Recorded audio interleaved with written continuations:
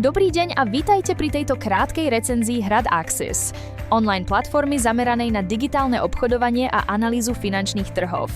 V roku 2026 mnoho používateľov na Slovensku hľadá jednoduché nástroje na sledovanie kryptomien, forexu, akcií, komodít a CFD z jedného miesta.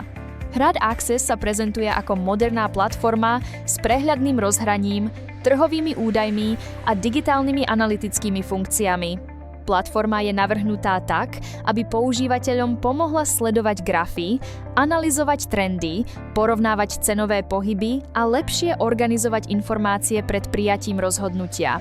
Môže byť zaujímavá pre začiatočníkov, ale aj pre skúsenejších používateľov, ktorí hľadajú praktické a dostupné prostredie.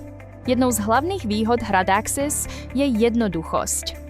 Cieľom nie je robiť trading zložitejším, ale sprístupniť nástroje na analýzu trhu rýchlejšie a zrozumiteľnejšie.